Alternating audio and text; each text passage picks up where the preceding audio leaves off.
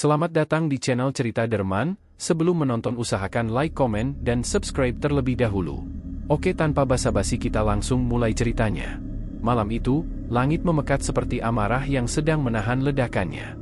Petir sesekali membelah langit, menerangi jalanan sempit yang hanya dihiasi lampu-lampu jalan redup berkedip-kedip, seolah ikut tegang menghadapi apa yang akan datang. Derasnya hujan menghantam kaca depan mobil dengan suara seperti ribuan jarum yang menghantam permukaan keras. Nadia menggenggam erat setir mobilnya. Tangannya gemetar. Napasnya terengah. Di dalam mobil, hanya ada suara hujan, detak jantungnya sendiri, dan bisikan lirih yang tak henti mengusik telinganya. Bisikan itu seperti suara anak kecil yang bernyanyi lagu Nina Bobo, tapi nadanya sumbang, ganjil, mengerikan. "Jangan menoleh ke belakang, jangan menoleh," bisik suara itu, entah dari mana datangnya. Namun Nadia justru sesekali melirik ke spion tengah. Wajahnya pucat. Matanya penuh teror, karena ia tahu sesuatu sedang mengikutinya. Bukan mobil lain, bukan orang, tapi sesuatu. Di kursi belakang mobil, ada bayangan. Tak berbentuk jelas. Hanya sekilas, hitam, tinggi, samar, tapi ia tahu, ia tidak sendirian. "Pergi, tolong, pergi dari aku," gumam Nadia, air matanya bercampur dengan keringat dingin yang mengalir di pelipis. Tangan kirinya memegang liontin tua pemberian neneknya, yang selalu ia pakai sejak kecil. Liontin itu berisi potongan kecil surah dari Al-Quran yang dilaminasi dan dibungkus emas. Tapi malam itu, entah kenapa, liontin itu terasa panas. Membakar kulitnya seperti logam yang dijemur berjam-jam. Dan lalu, suara itu kembali. Lebih dekat. Lebih jelas. "Sudah waktunya, Nadia. Bukalah matamu sepenuhnya." Brak! Sebuah bayangan tiba-tiba muncul di tengah jalan. Nadia menjerit. Ia membanting setir ke kanan, tapi jalan licin. Ban mobil kehilangan kendali. Mobilnya menghantam trotoar, lalu terguling sekali, dua kali, dan berhenti dengan bagian atas terbalik. Darah menetes dari keningnya. Pandangannya buram. Dunia berputar. Suara hujan perlahan menjauh. Lalu, hening. Gelap. Tak ada suara, tak ada cahaya, tak ada rasa. Hanya kekosongan. Nadia terbangun di tengah ruangan putih tanpa dinding. Tak ada langit, tak ada tanah. Ia berdiri, tapi tak merasakan pijakan. Udara di sekitarnya dingin, tapi tidak menusuk. Hanya sepi. Sepi yang mengerikan. "Apakah ini mati?" bisiknya pada diri sendiri. Tiba-tiba, dari kejauhan, sesosok pria tua berjalan mendekat. Wajahnya bersih, jenggot putih panjang, mata tajam namun tenang. Ia mengenakan jubah panjang berwarna kelabu. Pria itu tidak bicara. Ia hanya mengangkat tangan dan menunjuk ke dada Nadia. Di dadanya, ada cahaya kecil, berkedip pelan seperti napas bayi. "Kau belum waktunya," kata pria itu akhirnya. Suaranya berat, seperti gema dari dalam gua. Nadia ingin bertanya, ingin berteriak, tapi lidahnya keluh. "Namun, kau sudah melihat. Maka kau akan terus melihat. Mata ketigamu terbuka. Dan dunia ini akan menuntutmu." Seketika, cahaya dari dada Nadia menyala terang. Ia menjerit. Tubuhnya seperti ditarik paksa ke lubang gelap yang tiba-tiba terbuka di bawahnya. "Jangan buka mata ketigamu sebelum kau siap," teriak pria itu, suara terakhir yang ia dengar sebelum semuanya kembali gelap. Nadia terbangun di rumah sakit. Lampu neon di atasnya menyilaukan mata. Napasnya terengah, tubuhnya dingin, dan mesin di sebelah tempat tidurnya berdetak kencang. Seorang dokter dan dua perawat langsung masuk ke ruangan. Di belakang mereka, terlihat sosok ibunya yang menangis histeris. "Allah, syukurlah kau sadar, Nak," suara sang ibu gemetar. Dokter menjelaskan bahwa Nadia mengalami koma singkat selama 14 jam setelah kecelakaan. Jantungnya sempat berhenti selama 3 menit. Mereka menganggapnya mati sebelum akhirnya jantungnya kembali berdetak. Namun Nadia tahu, yang ia alami bukan sekadar pingsan. Ia mati. Sesuatu telah membawanya melewati batas. Hari-hari pertama setelah keluar dari rumah sakit, semuanya tampak normal. Tapi sejak malam ketiga, hal-hal aneh mulai muncul. Di kamar, ia melihat bayangan seseorang berdiri di pojok ruangan. Tak bergerak, tak berbicara, hanya berdiri. Ketika ia menyalakan lampu, sosok itu hilang. Tapi ketika lampu padam lagi, bayangan itu kembali. Malam keempat, saat mandi, ia melihat sosok wanita duduk di dalam bak mandi, rambut panjang menutupi wajahnya, tubuhnya dipenuhi luka hitam membusuk. Tapi ketika Nadia berteriak dan memanggil ibunya, tak ada siapapun di sana. Setiap hari, suara-suara mulai masuk ke telinganya. Ada yang menangis. Ada yang tertawa. Ada pula yang berbisik, seolah sedang mengintai dari balik dinding. Lihat kami, Nadia, jangan lari. Bukan kau yang memilih ini, tapi kami. Dan di malam kelima, ia bermimpi aneh. Dalam mimpi itu, ia berada di dalam rumah tuanya yang telah lama kosong sejak neneknya meninggal. Di lantai atas, ia mendengar suara tangisan bayi. Saat ia mencoba membuka pintu kamar neneknya, pintu itu terkunci. Tapi suara itu terus mengiang. Tangisan bayi yang menyayat, berganti menjadi tawa menyeramkan. Ketika ia bangun, keringatnya membanjiri bantal. Dan di dinding kamarnya, ada tulisan yang sebelumnya tak ada. Tertulis dengan sesuatu yang gelap dan kental. Kami sudah melihatmu. Keesokan harinya, Nadia mencoba mencari penjelasan. Ia mengunjungi seorang ustaz yang terkenal memahami dunia ruh. Lelaki tua itu menatapnya lama, sebelum akhirnya berkata lirih. Ada sesuatu yang menempel padamu, nak. Saat jiwamu keluar dari tubuh, kau tak sendirian. Mereka melihatmu. Dan salah satunya, mengikutimu kembali. Siapa? Tanya Nadia, ketakutan. Seseorang yang punya ikatan darah. Tapi juga dendam. Malam itu, Nadia memutuskan untuk tidur sambil memeluk Leontinia erat-erat. Tapi saat tengah malam, ia terbangun karena mendengar suara langkah kaki di dalam kamarnya. Perlahan, langkah itu mendekat. Sesuatu berdiri di ujung ranjang. Ia tak bisa melihat wajahnya, hanya siluet. Tapi Nadia tahu, itu bukan manusia. Dan kali ini, sosok itu berbicara. Dengan suara yang sangat dia kenal. Suara perempuan. Sudah waktunya, untuk kembali ke rumah nenek. Seketika, semua lampu padam. Dan suara tawa perempuan menggema dari seluruh penjuru kamar. Langit di atas kota mendung sejak pagi. Awan-awan kelabu bergelayut rendah, membuat siang terasa seperti senja. Tapi langit itu tak lebih berat dibanding beban yang kini menggantung di dada Nadia. Suara itu, yang muncul tadi malam, masih terus terngiang. Lembut, namun penuh ancaman. Ia tahu siapa pemiliknya. Bukan orang asing. Itu suara perempuan yang pernah ia lihat hanya di foto-foto lama milik ibunya. Ibunya, yang dulu berkata, ibumu meninggal saat melahirkanmu. Nadia belum pernah melihat wajahnya secara langsung, hanya mendengar cerita, dan sesekali melihat bayangannya dalam mimpi. Tapi suara yang membangunkannya tengah malam itu, adalah suara ibunya. Sudah waktunya, untuk kembali ke rumah nenek. Rumah itu, sudah lama ditinggalkan. Terakhir kali Nadia masuk ke dalamnya adalah saat berusia 9 tahun. Setelah neneknya meninggal mendadak di kamar, ibunya mengunci rumah itu dan tidak pernah mengizinkan siapapun menyentuhnya lagi. Tapi kini, sesuatu dalam dirinya, entah suara batin atau desakan dari dunia lain, memaksanya kembali. Sore itu, dengan langkah berat, Nadia berdiri di depan gerbang rumah tua itu. Ket pagar sudah mengelupas. Ranting-ranting pohon melilit pagar seperti tangan tua yang ingin menghalangi siapapun masuk. Rumah itu berdiri seolah menunggu seseorang sejak lama. Menunggu untuk dibuka kembali. Menunggu Nadia. Kunci tua yang diberikan ibunya masih cocok. Pintu rumah itu terbuka perlahan, dan angin lembab menyambut wajahnya. Bau kayu lapuk dan debu memenuhi udara. Nadia melangkah masuk, dan begitu kakinya menyentuh lantai rumah, terdengar suara aneh dari arah tangga atas. Seperti seretan. Bukan langkah kaki, tapi seretan sesuatu yang berat. Ia memaksakan diri untuk tetap tenang. Menghidupkan senter dari ponselnya, ia berjalan menyusuri ruang tamu. Perabotan tua masih berdiri di tempatnya. Jam dinding besar berhenti pada pukul 3.12. Di atas meja, ada bingkai foto dirinya saat kecil, duduk di pangkuan sang nenek. Tapi ada satu bingkai foto yang membuatnya terpaku. Foto ibunya. Muda, cantik, tersenyum. Tapi matanya, entah kenapa, terasa seperti menatap langsung ke arah Nadia. Dalam senyumnya, ada luka yang tak terlihat. Luka yang seperti menyimpan rahasia. Tiba-tiba, senter ponselnya berkedip. Lalu mati. Dan saat kegelapan menyelimuti ruangan, Nadia mendengar suara napas dari belakangnya. Perlahan, ia menoleh. Tak ada siapa-siapa. Namun ketika ia menyalakan kembali senter, tulisan merah menyala di dinding yang sebelumnya kosong. Kau harus tahu siapa dirimu. Tulisan itu perlahan menghilang, seperti asap. Nadia gemetar.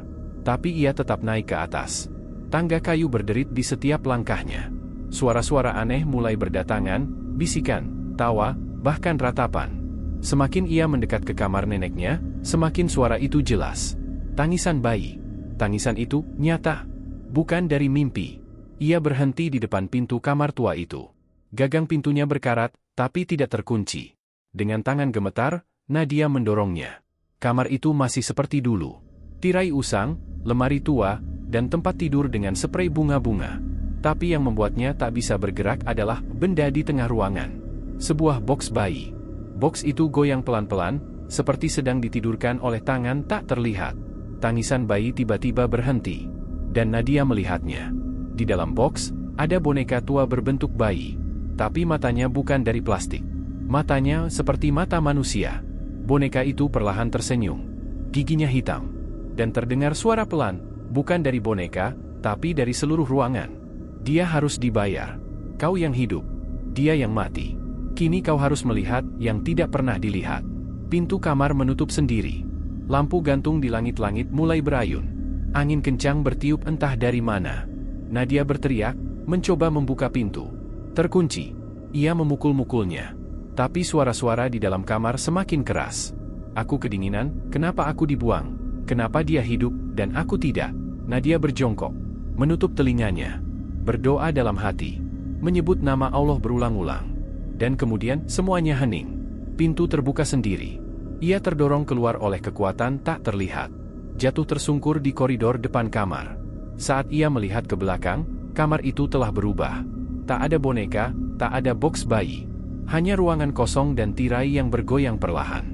Tapi di dinding, tertulis dengan darah. Temukan peti kayu. Di bawah lantai. Nadia tidak bisa pergi. Ia tahu, apapun yang terjadi, rahasia besar sedang menunggunya di rumah ini. Ia turun ke lantai bawah dan menuju ruang tamu. Mengingat kembali cerita neneknya tentang lantai kayu ruang keluarga yang dahulu menyimpan barang-barang penting.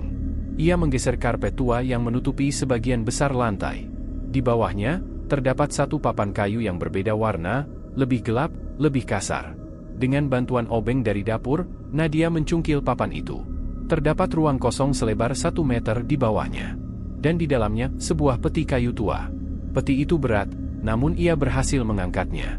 Ia membuka tutupnya perlahan. Di dalamnya, ada tengkorak kecil. Tulang bayi. Di sampingnya, sebuah surat tua yang lusuh. Tertulis dengan tulisan tangan yang bergetar, untuk darahku yang kutumbalkan. Maafkan aku. Aku tidak bisa menyelamatkan kalian berdua. Aku pilih dia agar hidup. Maaf, anakku. Surat itu ditandatangani dengan inisial M. M. Mira, ibunya. Nadia jatuh terduduk. Ia menangis. Seluruh hidupnya berubah hanya dalam 1 malam. Ia bukan anak tunggal. Ia punya saudara kembar, yang ditumbalkan untuk menyelamatkannya. Dan kini, saudara itu menuntut. Tangisan bayi kembali terdengar dari dalam rumah. Tapi kali ini, disusul suara langkah kaki kecil yang mendekat. Dari arah dapur. Lalu dari arah ruang atas. Lalu dari balik dinding. Mereka datang. Bukan satu, tapi banyak. Semua yang mati. Semua yang dilupakan. Mereka yang tidak pernah pergi. Nadia berdiri dengan tubuh menggigil. Ia tahu ini baru permulaan. Dan mata ketiganya kini benar-benar terbuka. Langkah kaki itu terus terdengar. Pelan. Tapi pasti. Seolah menari di lantai kayu rumah tua yang kini terasa lebih sempit dan lebih gelap dari sebelumnya. Nadia berdiri membeku, tubuhnya gemetar. Matanya tak berani menoleh, tapi ia tahu suara itu datang dari belakangnya. Dari lorong gelap. Dari arah cermin tua yang tergantung di dinding. Dari bayangan yang sejak tadi tak bergerak. Suara anak kecil terdengar lagi. Kali ini, bukan tangisan, tapi nyanyian. Lagu Nina Bobo yang sama seperti di mobil saat kecelakaan itu. Bobo, Bobo, adikku sayang. Pelan, nyaring, dan menyeret ketakutan yang membatu di dada Nadia. Lagu itu berhenti seketika ketika ia mendongak dan menatap ke arah cermin tua di ujung lorong. Cermin itu retak, tapi di balik retakan kaca, ada sesuatu yang bergerak. Bayangan. Seorang anak kecil. Tidak lebih dari 2 atau 3 tahun. Rambut acak-acakan, mata besar kelam, kulit pucat seperti kapur. Anak itu berdiri di sisi seberang cermin, seolah terperangkap di dunia lain. Tapi sesuatu yang lebih mengerikan terjadi. Bayangan itu tersenyum. Dan bayangan itu bukan milik Nadia. Dengan gemetar, Nadia melangkah mundur. Namun cermin itu tiba-tiba bergetar. Retakan di permukaannya melebar, membentuk pola aneh menyerupai wajah seseorang, atau sesuatu yang bukan manusia. Kemudian, dari dalam cermin, terdengar suara. Namaku Naya, dan aku seharusnya yang hidup. Petir menyambar di luar rumah, membuat jendela bergetar. Cermin itu retak total, pecah ke lantai dengan suara yang memekakkan. Tapi sebelum pecah sepenuhnya, bayangan anak kecil itu menghilang seperti asap. Nadia berlari ke ruang tengah. Napasnya tersengal. Ia tahu, kebenaran yang ia temukan di peti kayu bukan akhir, tapi permulaan. Ia punya saudara kembar, Naya, dan entah bagaimana, arwah saudara kembarnya yang ditumbalkan itu kini bangkit. Tidak hanya bangkit, tapi marah. Sangat marah. Ia harus tahu lebih. Ia harus tahu kenapa. Dan satu-satunya yang mungkin bisa menjawab adalah ibunya sendiri. Malam itu, Nadia menunggu ibunya tertidur. Ia mengendap masuk ke kamar dan membuka laci terkunci tempat ibunya menyimpan dokumen dan barang-barang lama. Di bawah tumpukan buku, ia menemukan sebuah jurnal tua bersampul coklat. Buku itu milik ibunya, Mira. Halaman-halaman pertama berisi tulisan rapi tentang kehamilan, tentang harapan, tentang kegembiraan menyambut anak kembar. Namun semakin ke belakang, tulisannya berubah menjadi acak, tidak stabil, penuh noda air mata. Di halaman ke-57, Nadia membaca dengan dada sesak. Dokter bilang, salah satu bayi ini kemungkinan besar tidak akan selamat. Tapi aku tidak bisa memilih. Allah, tolong aku. Ketika malam itu datang, aku melihat mimpi, perempuan tua dengan wajah terbakar datang padaku. Pilih satu, katanya. Atau kau kehilangan keduanya. Aku tidak tahu, tapi aku memilih. Aku menyesal. Tulisannya berhenti. Di bawahnya, dengan tinta merah, hanya satu kalimat. Dia tidak akan memaafkanku.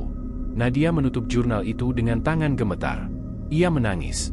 Tapi tangisannya terhenti ketika ibunya tiba-tiba muncul di ambang pintu, wajahnya pucat dan matanya kosong. Nadia, kau membuka peti itu, ya? Tanya ibunya dengan suara pelan. Nadia mengangguk, tak bisa menyembunyikannya. Ibunya duduk di ranjang. Diam. Lalu mulai bicara, lirih seperti bisikan. Kau dan saudaramu tidak seharusnya lahir ke dunia ini. Nadia terdiam. Apa maksudnya? Aku hamil karena warisan darah. Nenekmu, dia bukan perempuan biasa. Dia memuja sesuatu. Mewariskan perjanjian yang harus dibayar dengan darah. Anak pertama dalam tiap generasi, harus ada yang ditumbalkan. Jadi kau tahu? Kau sengaja memilih aku? Ibunya tak menjawab. Hanya menangis. Kau membunuhnya, bisik Nadia, suaranya patah. Tiba-tiba, lampu kamar mati. Dan terdengar suara langkah kecil. Ibunya menoleh dengan wajah panik. Dia datang. Siapa? Saudaramu. Naya, dia tak lagi ingin diam. Dia ingin menggantikanmu. Semua kaca di kamar pecah seketika. Suara bayi menangis berubah menjadi jeritan wanita dewasa. Tubuh ibunya terlempar ke dinding, membentur lemari dengan keras. Nadia berteriak. Bayangan hitam keluar dari sudut kamar. Melingkar seperti kabut, lalu membentuk sosok seorang gadis kecil. Tapi wajahnya bukan wajah anak-anak. Matanya kosong, kulitnya pucat, dan ada luka menganga di lehernya. Nadia, panggil suara itu, pelan, menggema seperti dari lorong panjang. Aku ingin hidup. Aku ingin tubuhmu. Itu milikku. Nadia mengambil liontin yang sejak awal ia simpan. Dipegangnya erat-erat, meski tangannya terbakar lagi oleh panasnya. Sosok Naya menjerit. Tidak, bukan itu. Jangan. Tubuhnya mulai pecah menjadi asap gelap, tapi belum sepenuhnya hilang. Ia melompat ke arah ibunya. Menyatu, masuk ke dalam tubuhnya. Mata ibu Nadia terbuka lebar. Dan bukan lagi ibunya yang berbicara. Jangan kira ini selesai, kau tidak tahu apa yang sudah dimulai, kau adalah kunci. Seketika tubuh ibunya pingsan. Nadia menangis, tubuhnya lemas. Ia memeluk ibunya erat, namun pikirannya kalut. Naya belum selesai. Arwahnya belum tenang. Dan yang lebih mengerikan lagi, ia menyebut Nadia sebagai kunci. Kunci untuk apa? Apa sebenarnya yang telah diwariskan oleh garis keturunan mereka? Dan kenapa Naya belum juga pergi? Dari arah jendela, angin bertiup kencang. Tirai berkibar. Dan di kaca jendela, tertulis dengan embun, gerbang akan terbuka, dan kau akan melihat yang tak bisa kembali. Sejak malam itu, Nadia tidak bisa tidur dengan tenang. Setiap kali ia memejamkan mata, dunia gelap tempat Naya berada selalu datang menyusup ke dalam mimpinya. Dunia itu bukan sekadar kegelapan, melainkan lorong panjang tanpa ujung yang dipenuhi suara ratapan, jeritan kesakitan, dan bisikan penuh kebencian. Dunia yang tak mengenal waktu, tempat di mana arwah-arwah tersesat berkumpul. Dan di tengah lorong itu, Naya berdiri. Tersenyum. Menatap Nadia dengan mata kosongnya. Setiap kali Nadia terbangun, ia merasa ruhnya seperti tertinggal sebagian di sana. Tubuhnya makin lemah, napas sering sesak, dan matanya mulai terlihat gelap seperti ada bayangan yang terus mengikuti. Bahkan, dokter yang ia temui menyebut kondisinya aneh, tekanan darah normal, denyut jantung stabil, tapi jiwanya seperti tidak utuh. Namun yang paling membuat Nadia takut bukanlah Naya, melainkan bayangan lain yang muncul di mimpinya sejak seminggu terakhir. Bayangan seorang wanita tua yang wajahnya hangus terbakar setengah, berjalan menyeret kain panjang seperti kafan. Mulutnya robek sampai ke pipi, dan dari celah itu, ia selalu membisikkan satu kalimat. Buka gerbangnya sebelum semuanya binasa. Nadia mulai mencari tahu lebih dalam. Ia kembali ke rumah tua itu, mencoba membuka ruang-ruang yang dulu dikunci rapat. Di balik lemari tua yang dibongkarnya, ia menemukan tangga menuju ruang bawah tanah, ruang yang bahkan ibunya pun tak pernah sebut-sebut sebelumnya. Ruang itu gelap, tapi udara di sana tidak seperti ruang kosong biasa. Ada bau amis, bau darah kering yang bercampur dengan tanah. Dan di ujung ruangan, terdapat sebuah lingkaran besar dari batu hitam, dipenuhi simbol-simbol kuno yang aneh. Di tengah lingkaran itu, ada cermin besar, berdebu dan penuh goresan, namun tidak pecah. Begitu Nadia mendekat, ia melihat bayangannya sendiri. Tapi yang lebih mengerikan, bayangannya tidak bergerak sama seperti dirinya. Bayangannya tersenyum lebih dulu. Bayangannya mengedipkan mata saat Nadia tidak. Bayangannya hidup. Lalu terdengar suara dari dalam cermin. Gerbang ini telah dibukai sejak kau mati suri. Kau, Nadia, bukan manusia seutuhnya lagi, kau adalah perantara. Nadia mundur. Tapi bayangan itu tetap menatapnya, kini mulai berubah bentuk menjadi sosok Naya. Mulutnya bergerak cepat, seperti membaca mantra. Dan tiba-tiba seluruh ruang bawah tanah bergetar. Tanah retak. Dinding bergema. Sosok-sosok hitam mulai merayap keluar dari sudut ruangan, dari celah dinding, dari tanah. Mereka bukan arwah biasa. Mereka adalah makhluk-makhluk yang dibuang, disegel, dan dikurung di antara dunia. Dan mereka mulai bebas. Cermin itu menyala merah. Di baliknya, terbuka lorong panjang seperti terowongan neraka. Panas menyembur keluar, dan suara tangisan bercampur tawa menggema dari dalamnya. Gerbang telah terbuka. Nadia ingin lari, tapi kakinya seolah membatu. Tiba-tiba, seseorang menariknya dari belakang. Ibunya. Cepat, tutup cerminnya. Pakai ini, serunya sambil menyerahkan gulungan kain putih yang sudah ditulisi huruf-huruf Arab kuno dan bercampur simbol-simbol aneh. Ini warisan dari nenekmu, mantra penutup, bacakan ini. Nadia membaca keras-keras, meskipun suaranya gemetar. Saat ia membaca, sosok-sosok hitam itu mulai menjerit dan mundur. Cermin berguncang hebat, nyaris meledak dari dalam. Namun, dari dalam lorong, Naya muncul. Kali ini, tubuhnya tidak transparan. Ia benar-benar keluar. Tertawa, dan berkata, kau terlambat, Nadia. Aku bukan lagi roh. Aku wadah. Dan sekarang, waktuku untuk hidup dimulai, dengan memilikimu sepenuhnya. Ia melompat ke arah Nadia, dan tabrakan tak terlihat pun terjadi. Nadia terpental ke belakang, tubuhnya bergetar hebat. Suara dentuman gaib memenuhi seluruh ruang bawah tanah. Naya berdiri dengan tubuh setengah padat, setengah bayangan. Wajahnya bersinar merah seperti bara, dan saat ia berbicara, suaranya bercabang, ada suara anak kecil, wanita dewasa, dan jeritan nenek tua bercampur jadi satu. Ratusan tahun kami menunggu tubuh seperti dia. Dia, pembuka gerbang. Kami akan hidup kembali melalui darahnya. Ibunya menjerit sambil memeluk Nadia. Jangan, Allah lindungi anakku. Naya menjerit kembali, kali ini kesakitan. Tubuhnya mulai retak. Mantra yang dibacakan Nadia ternyata belum selesai terbaca sepenuhnya. Dengan sisa napas, Nadia melanjutkan bacaan terakhir. Waja'alna min baini aidihim sadan wa min khalfihim sadan fa aksyainahum fahum la yubsirun. Ledakan cahaya memenuhi ruangan. Cermin pecah. Lorong tertutup. Naya menjerit, tubuhnya meleleh menjadi asap, lalu menghilang sepenuhnya. Ruang bawah tanah sunyi. Sosok-sosok hitam kembali ke celah mereka, seolah tertarik oleh kekuatan tak terlihat. Nadia jatuh pingsan di pelukan ibunya. Ketika ia terbangun, hari sudah pagi. Rumah tua itu sunyi, tapi tidak lagi menakutkan. Udara di dalamnya terasa ringan. Tak ada suara tangisan, tak ada cermin yang berbicara. Gerbang itu sudah ditutup. Namun, bukan berarti semuanya selesai. Ketika Nadia bercermin di kamar ibunya, ia melihat dirinya. Tapi di mata kirinya, ada bayangan samar. Bayangan Naya. Tidak marah. Tidak sedih. Hanya diam. Mungkin menunggu. Atau mungkin belum pergi sepenuhnya. Hikmah cerita ini. Setiap rahasia dalam keluarga, jika disembunyikan terlalu dalam, bisa menjadi beban yang tak hanya menghancurkan satu generasi, tapi juga yang setelahnya. Pilihan salah satu bisa jadi kutukan bagi yang lain. Tapi dengan kejujuran, keberanian, dan doa, segala gerbang kegelapan bisa ditutup kembali. Dan kami adakan di hadapan mereka dinding dan di belakang mereka dinding pula, dan kami tutup mata mereka sehingga mereka tidak dapat melihat. Surah Yasin ayat 9. Terima kasih sudah mengikuti kisah ini sampai selesai.